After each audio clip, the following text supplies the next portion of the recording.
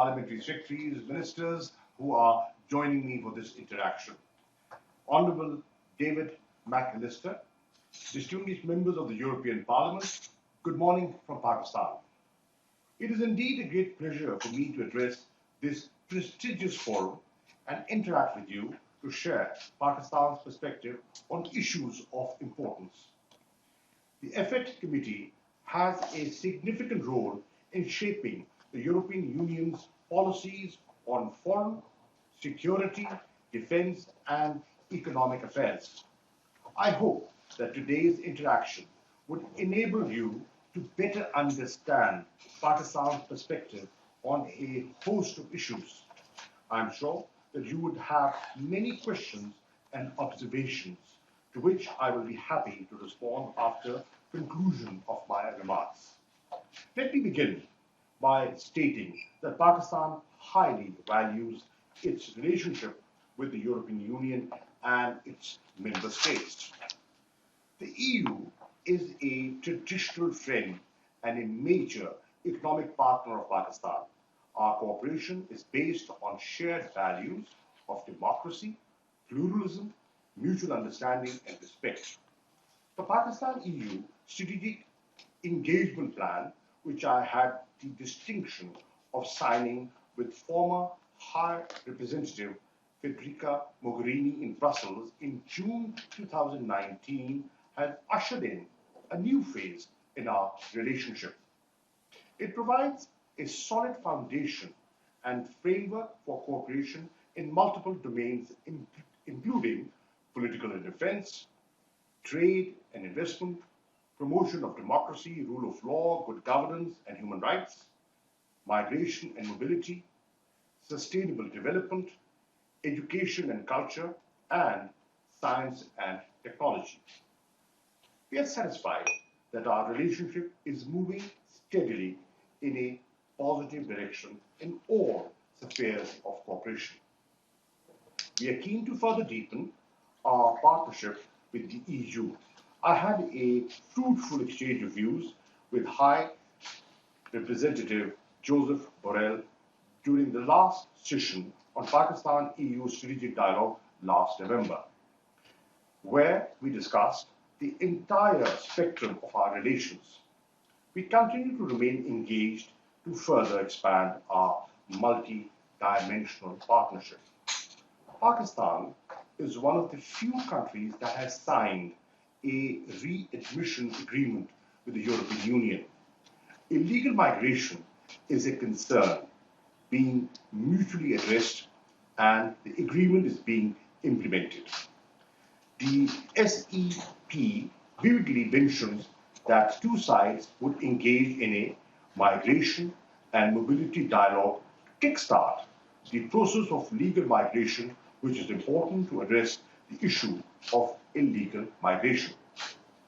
It is our earnest desire to strengthen inter-parliamentary linkages. I hope that these ties would contribute to further deepening of Pakistan-EU friendship.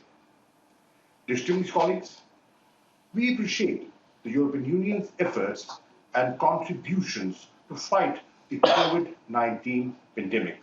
We are also grateful for the assistance the European Union has provided to support Pakistan in tackling this pandemic. It is extremely important that we continue our cooperation on this vital issue, and we all will be safe when everyone is safe. Distinguished colleagues, trade is an important aspect of Pakistan-EU multifaceted relationship. While GSP Plus has supported our exports, we have introduced reforms to attract foreign direct investments to maximally utilize this facility. Pakistan offers an open and deregulated market with 100% equity ownership and repatriation of capital and dividends. Our IT sector is brimming with talent. Over the last 5 years, IT exports have increased by 151%. The EU can benefit from Pakistan's human resource in the IT sector to realize its goal of digitization. We have recently established the Special Technological Zone Authority with relaxed regulations and incentives that will create massive investment opportunities for domestic and foreign investors. Investments from the EU member states in Pakistan's export promotion zones could create a win-win proposition. Continued cooperation in this arena would facilitate further nurturing economic and trade ties between Pakistan and the EU member states. We remain committed and closely engaged with the European Commission and the European External Action Services for the effective implementation of the GSP Plus related 27 international conventions. In this regard, we have established treaty implementation cells at the federal and provincial levels, which have a vital role in overseeing and facilitating the government machinery in implementation of these conventions. Ministry of Human Rights is establishing a human rights management information system to strengthen data collection for treaty bodies and GSP Plus reporting. New legislations have been introduced to strengthen the human rights regime in Pakistan. Earlier this month, the Federal Cabinet approved the Journalist and Media Protection Bill and the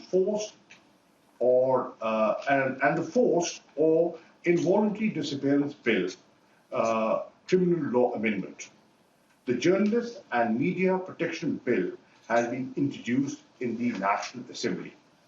Distinguished colleagues, in our multi-tiered engagement with the European Union, unlike others, we have always been forthcoming in discussing all issues and never shied away from engagement. In this context, we were disappointed at the adoption of a resolution by the European Parliament on blasphemy laws in Pakistan. I'm afraid that the discourse in the European Parliament reflected a lack of understanding of blasphemy laws and associated religious sensitivities in Pakistan and in the wider Muslim world. We need to appreciate the religious sentiments attached to the personality of the Holy Prophet, peace be upon him, and other religious symbols. Like every other democratic and free society, we value freedom of expression. However, it should not be abused to hurt religious feelings of others. Willful provocations and incitement to hate and violence must not be allowed and be universally outlawed.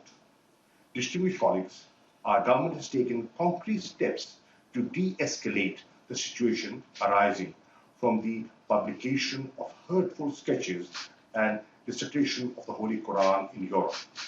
We have firmly moved against the radical groups after the recent protests. I can assure you that no armed or pressure group is being allowed to challenge the writ of the state and dictate government policies. Distinguished colleagues, the world is witnessing a rise in xenophobia and Islamophobia. We should show common resolve to fight intolerance and incitement to violence on the basis of religion or belief. The geopolitical fault lines are not only reviving but are getting deeper. Strategic stability is threatened in almost all regions. Mutual trust and respect among states is eroding. Existing conflicts are getting complex and new disputes are emerging. Threats from terrorism are ever evolving, and challenges emanating from hybrid and cyber threats are reshaping the security paradigm across the world. Disinformation and fake news is being spread as tools of statecraft. Distinguished colleagues, Pakistan believes in the policy of restraint and peaceful coexistence. Hence, our regional perspective is guided by the principles of the father of the nation, Quaid-e-Azam Muhammad Ali Jinnah, who said, "Our foreign policy is one of friendliness and goodwill towards all the nations of the world." Pakistan is well poised to assume an even greater role as a responsible and responsive member in the Committee of Nations. We want to anchor our international engagement in economic cooperation and the inextricable link between peace and development. Our focus is shifting from geopolitics to geoeconomics. As an emerging market of 220 million people, 60% of whom are below the age of 30 years, Pakistan offers a multitude of opportunities for trade and investment. Anchored in economic security, Pakistan is focused on 1. Connectivity by promoting trade, transit and energy flows among Central and South Asia and Middle East. 2. Providing economic basis as a development strategy. And 3. Peace within our borders and beyond.